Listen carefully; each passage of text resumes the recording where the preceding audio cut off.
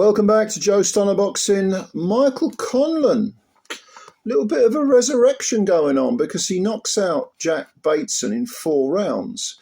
Now, I thought Bateson might spring an upset. Conlan, to me, was very much a sort of almost an unknown commodity because you didn't know what he had left.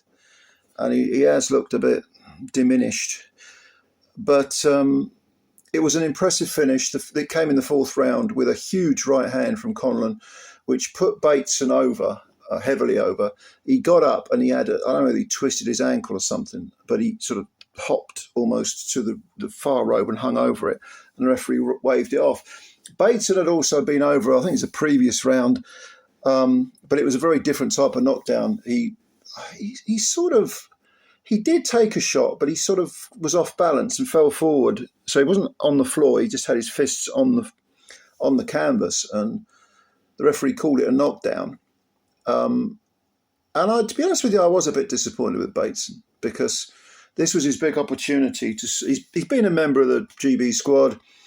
He hasn't really done anything as in the pros, and he's 31 now. Now, Conlan, you could argue, well, Conlan hasn't done that much in the pros, and he was an Olympian. But Conlan has sort of he's at least, been part of big productions, whereas I think Bateson really has sort of floated around, not really doing much at all, really.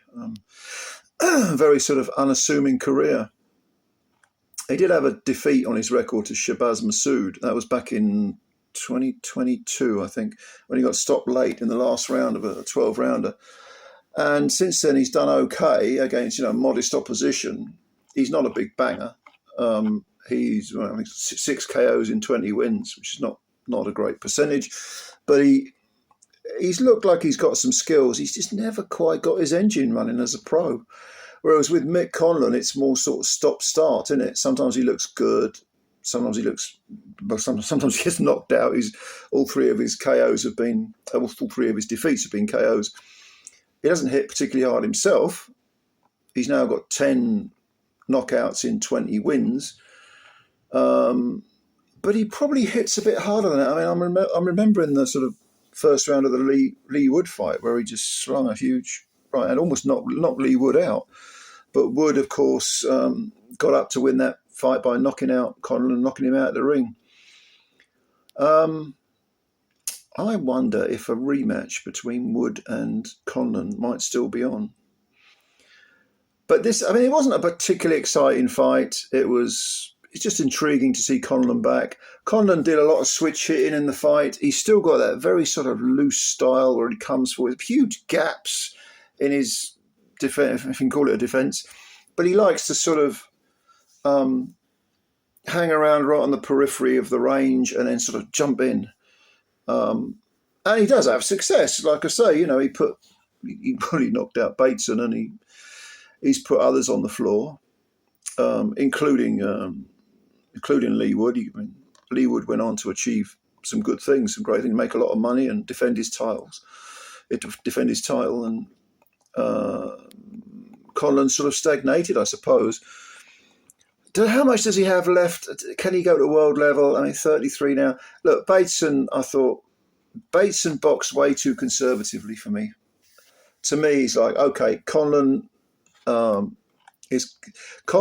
lost 2 of his last 3. The only win being against modest opposition, but he's been knocked out twice by Lopez and then Gill. I'm going to test him, even though I haven't got heavy hands. I'm going to test him. I'm going to jump all over him and give him as much hell as I can possibly muster. And he didn't do that. He tried to box Conlan, and he allowed Conlan to increase in confidence and find his range, and he allowed him to get those long, looping punches, which are quite fast, even though they're thrown from long range. They are quite fast. He just allowed him to do too much of what he wanted to do, if you know what I mean. Conlan couldn't quite. Bateson couldn't quite take the initiative. And then once Conlan did start to find his rhythm, despite the fact it was all a bit herky-jerky because he was switch hitting an awful lot.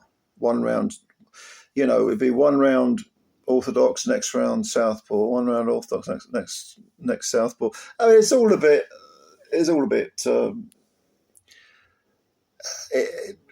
Conlan's got something left, but at world level, I'm not too sure. I think the jury is still out, to be honest with you. But I don't know. What do you think? Were you impressed with Conlan? Maybe you were.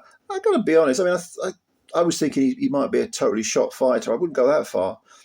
And this was a good little comeback. Bateson was a decent test for a comeback fight, but he's saying I want big names now, world level. I don't know. I could be wrong. I mean, I picked Bateson to beat Conlan tonight, but I wasn't convinced about that pick. But I thought, oh, yeah, he might be able to take him. No. Got that one wrong. But let me know what you think. What do you think Conlan's got left? And who would you put him in with next? I still think a Lee Wood rematch would be quite interesting. And this, by the way, was a headline fight on a Channel 5 card. The card wasn't too bad. Wasn't too bad at all. But let me know what you think. Yeah, just, leave your comments below. Thank you for watching the video. If you liked the video, hit the like button and also subscribe to the channel and tell us, give me your life story. Go on in the comment section. I don't mind. I'll give it a read. All right. Thanks a lot, ladies and gentlemen, and I'll catch you later. Bye for now.